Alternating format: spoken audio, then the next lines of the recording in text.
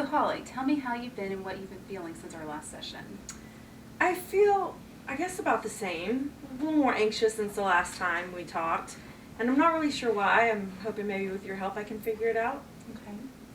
So you said you're feeling anxious. Is there an upcoming event or something that's in the near future that may be making you feel anxious or feel this way? Actually, yes. I have a decision that I have to make soon. Okay, so would you like to tell me about this decision? Well, my mother, whom we've spoken about before, we haven't spoken in years. And she was quite recently injured in an automobile accident, kind of badly. And now my whole family is expecting me to represent her because I'm an attorney. Right. And I resent that. Okay. Okay, well let's stop here for a second. You said the word resent. Let's focus on that word right now. You resent having to help your mother. Tell me what you feel being faced with the decision to help her or not to help your mother. Describe your feelings. I mentioned resentful, and I know that that's one of the things I feel. I feel angry. There's a huge gulf between my mother and me. It's like she's not even my mother, but a stranger. And I know people from the outside looking in think that I'm a terrible person. I sound really cold-hearted and trite towards my mom. And being an attorney, obviously, I have my own practice and I have the means and resources to help her. But frankly, I just don't want to.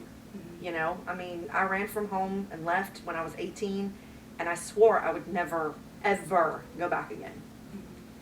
Okay, can you tell me why you wanted to leave your house and not return?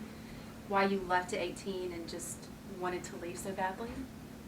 You always think, like, mother and daughter are supposed to have this special connection. But my mom wanted nothing to do with me growing up. She never showed me affection. And so I made the decision as soon as I had the chance to leave and start my own life that I would, and I would never look back. And, it was up to me to change the course of my life. And that course did not include having a relationship with her. Okay. Well, let's go ahead and shift to physical symptoms. Tell me what you're feeling in your body as you're telling me how you feel about your mother. Where in your body are you feeling this?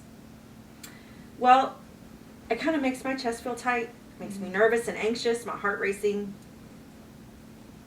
It's a compressing feeling. Okay. Now, I noticed as you were describing how you felt that you kept referring to it when you talked about your feelings. When you say it, what you're actually doing is pushing away from yourself what you need to be dealing with. You're protecting yourself. What you need to say, what I would like for you to say is I when you're referring to your feelings. That way you're owning your feelings and we'll be able to deal with it. So instead of saying it, let's say I and see what happens to your body now. Well, my chest feels very tight. I am very frustrated and angry. Angry. So that's what's coming out Angry. is frustration and anger. And so who are you angry with? My mother. Okay. And why are you angry with your mother? Why am I angry with my mother? There's a myriad of reasons. One, we never had a relationship. My family was low income growing up, and we didn't have a lot. My parents had no education, really. I'm not sure that either one of them even finished high school. There were times we didn't have money to buy food. We would go to bed hungry. I remember being embarrassed of the clothes that I wore, being embarrassed that my parents didn't finish high school, being embarrassed because of the home that we were living in. Don't even know that you could call it a home. Right. Embarrassed that we didn't have any money. It makes me angry that my mother was never affectionate with me. She never hugged me or kissed me. And I was never sure that she loved me. She was bitter against my father. She was raised in an affluent family with a lot of money and ended up getting knocked up with me and kind of felt forced to marry my dad. And so I felt like she resented both of us. And I grew up feeling rejected and unloved because I was the source of her unhappiness. Right. Okay. I'm going to ask you if you'd be willing to engage in an experiment with me. Okay. Okay. What I'm going to have you do is I'm going to have you think about something your mother did to you as a child that made you angry. And we're going to bring that scenario into the present, here now. And I'm going to have your child self, at the time that your mother did this to you or said this to you, confront your mother as if she were sitting in this chair right here. So we're going to bring your mother into the present. I'm going to have you speak to her as if she were here. And bring her into your fantasy. Imagine her eyes. Imagine her sitting here, her face. Imagine her looking at you. Look at her in her eyes. And just tell her what comes to you spontaneously in this present moment. This is hard. I feel like I have so much to say. I guess I would start with, you don't love me. Okay. Now pretend I'm going to have you switch, and now you're going to be your mother. And I want you, as your mother, to respond to you, Holly, from what you just said to her. Okay. What would your mother say to you from what you just said to her as "you've never left me"? I guess she would say something like, Holly, you were an accident, and I wish you were never born. Okay.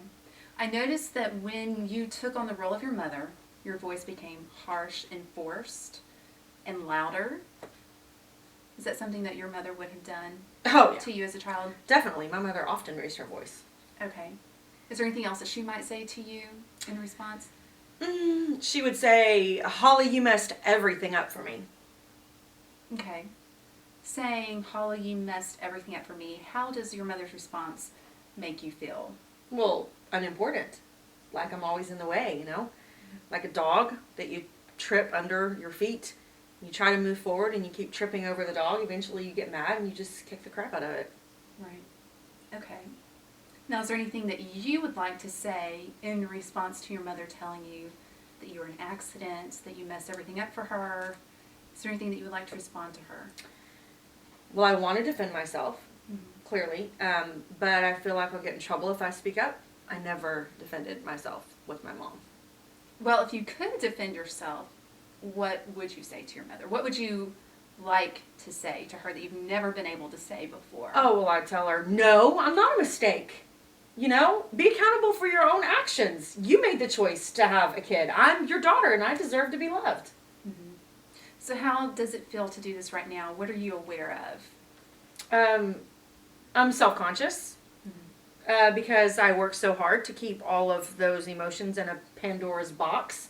I don't want to be sucked into the mess again. Mm-hmm. So having done this experiment, what are you aware of now in your body? What are some physical things that you're feeling now in your body? Well, I'm nervous. You know, my palms are sweaty and just nervous. Okay. So having done this experiment, what do you make of all of this? I asked you to talk to your mother and to become your mother. How do you make sense of this? That there's a lot hiding in Pandora's box. Mm-hmm. And what are you aware of? What's your awareness having gone through this? That I'm angry. That I'm really, really angry at my mom. Over her not being loving and not being the mom I so desperately wanted and needed for her to be. So, by doing this today, do you think that this is something that you would want to address more fully in other sessions? Yes. Yeah, I think I need to. I definitely think there's more there to discover.